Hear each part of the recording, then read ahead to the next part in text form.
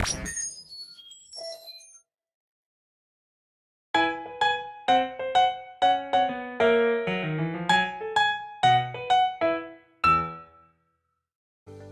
adik-adik, selamat datang di PC Student. Nah, semoga adik-adik selalu sehat dan terus semangat ya. Nah, adik-adik, di kehidupan sehari-hari kita tidak lepas dari berbagai macam alat elektronika, mulai dari televisi, kulkas, AC, mesin cuci, laptop, handphone, dan lain sebagainya. Nah, pernahkah adik-adik bertanya bagaimana alat-alat tersebut dapat menyimpan energi sehingga bisa digunakan? Ternyata dalam alat-alat tersebut terdapat kapasitor. Nah, tahukah adik-adik apa itu kapasitor? Bagaimana cara kerjanya? Nah, di pembelajaran kali ini kita akan membahas mengenai kapasitor dan penerapannya dalam kehidupan sehari-hari. Simak terus videonya ya, dan selamat belajar. Kapasitor adalah komponen listrik yang memiliki kemampuan untuk menyimpan muatan dan energi listrik. Sebuah kapasitor terdiri atas dua pelat konduktor bermuatan sama besar dan tidak sejenis, yang ruang di antaranya diisi oleh bahan isolator yang disebut dielektrik atau penyekat dalam rangkaian listrik. Nah, kapasitor mempunyai beberapa fungsi, di antaranya untuk menyimpan muatan dan energi listrik, untuk memilih frekuensi pemancar pada pesawat radio, untuk menghilangkan percikan api pada sistem pengapaian mobil, dan sebagai peralatan tegangan dalam catu daya atau power supply. Adik-adik, perbandingkan antara muatan yang tersimpan dalam kapasitor dan beda potensial antara kedua pelat konduktornya. Selalu tetap nilai ini disebut dengan kapasitas kapasitor atau kapasitansi. Secara matematis, persamaannya dapat dituliskan C sama dengan Q dibagi P dengan P. Kapasitas kapasitor atau kapasitansi satuannya farad, Q muatan yang tersimpan dalam kapasitor satuannya coulomb, dan P beda potensial antara kedua pelat konduktor satuannya volt. Ingat ya adik-adik, besar kapasitansi selalu tetap dan tidak bergantung pada muatan listrik, dan beda potensial antara kedua pelat konduktor sebelumnya kita sudah mengetahui persamaan potensial listrik keping sejajar.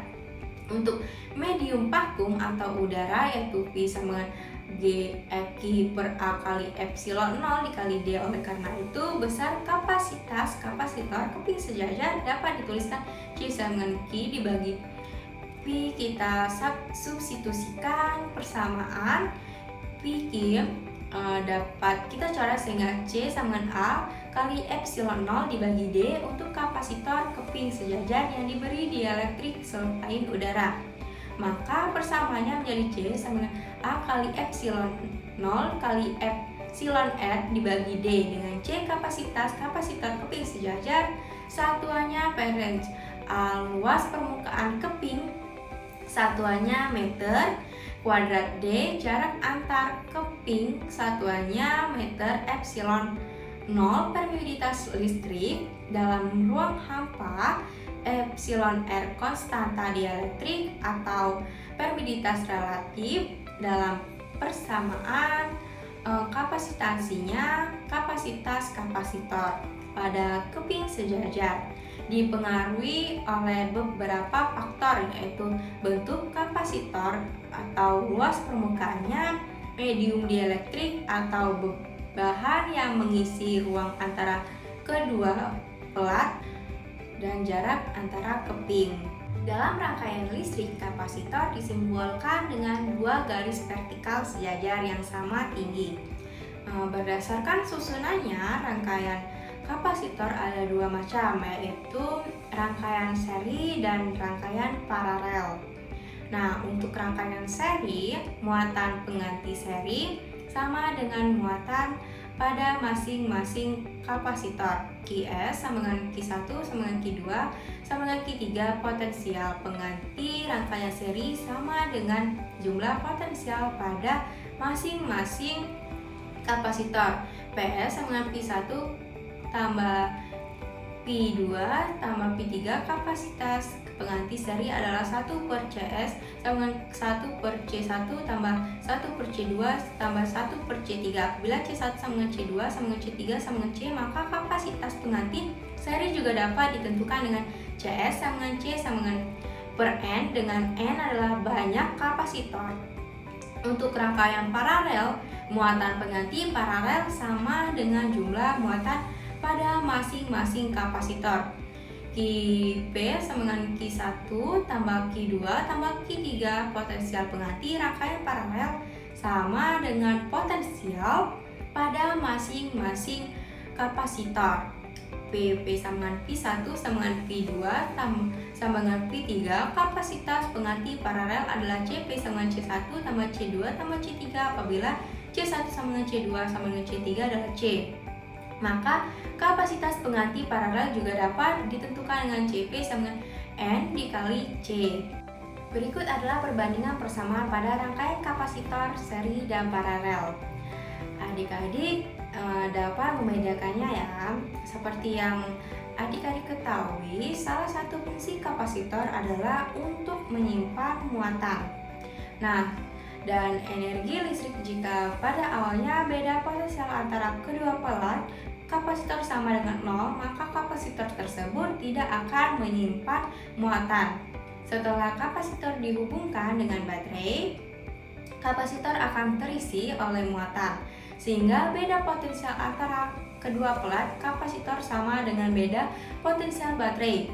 Beda potensial rata-rata lebar selama proses pengisian muatan adalah lebar sama dengan P1 tambah P2 per 2 sama dengan 0 tambah P per 2 sama dengan 0 tambah P per 2, sehingga lebar sama dengan P2C.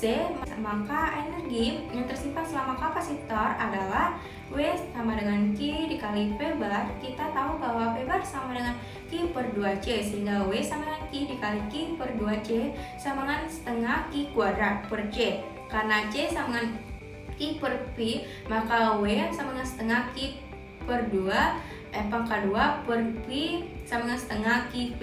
Karena Q sama dengan C per P, maka W setengah C P sama kali P setengah C P pangkat 2, dengan W adalah energi yang tersimpan dalam kapasitor satuannya Joule, C kapasitas kapasitor satuannya Farad, Q muatan yang tersimpan dalam kapasitor satuannya Coulomb, dan P beda potensial antara dua pelat kapasitor satuannya Volt. Jadi persamaan energi pada kapasitor ada 3 macam, tergantung besar yang diketahui.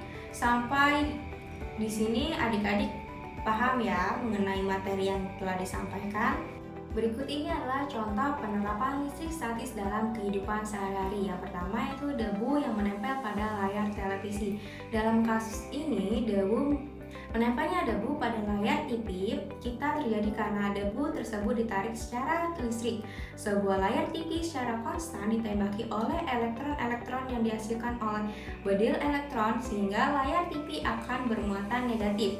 Muatan negatif inilah yang akan menginduksi partikel debu dalam udara yang ada di depan kaca TV, sehingga akhirnya debu mendapatkan gaya tarikan dan dapat menempel pada layar TV kita. Nah, selanjutnya terjadinya petir. Peristiwa terjadinya petir merupakan salah satu contoh dari fenomena listrik statis karena terjadi sebab adanya perpindahan elektron. Petir hanya muncul dengan waktu yang singkat. Ketika elektron bebas berhasil pindah tempat, maka petir akan hilang. Ketika langit kelebihan elektron, petir pun muncul mengarah ke daerah yang memiliki elektron yang lebih sedikit. Karena elektron di langit yang sudah terlalu menumpuk, petir pun akan secara cepat menyambar benda-benda tinggi yang ada di bumi. Oke, kakak harap semuanya adik-adik paham ya mengenai penjelasan materi yang telah kakak jelaskan tadi. Agar adik-adik semakin paham, mari kita selesaikan contoh soal berikut ini. Nah, pada soal diberikan gambar rangkaian 5 buah kapasitor yang kapasitansinya sama besar, yaitu 10 mikrofarad, dihubungkan dengan baterai 12 volt. Kita diminta untuk menentukan besar kapasitas pengganti dan beda potensial BC. Dari rangkaian dapat kita lihat bahwa C1 paralel dengan C2 dan C4 paralel dengan C5. Kita hitung kapasitas penggantinya.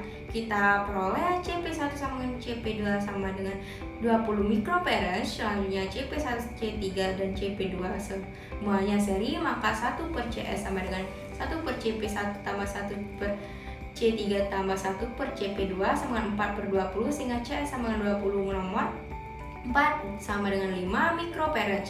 Karena CP1, C3, CP2 semuanya seri, maka QS sama dengan QAB sama dengan QBC dan QCD sama dengan CS kali P sama dengan 5 kali 12 sama dengan 60 mikrocoulomb. Maka PBC dapat dihitung dengan persamaan PBC dan QBC per C3 sama dengan 60 per 10 dan 6 volt. Jadi jawabannya adalah A.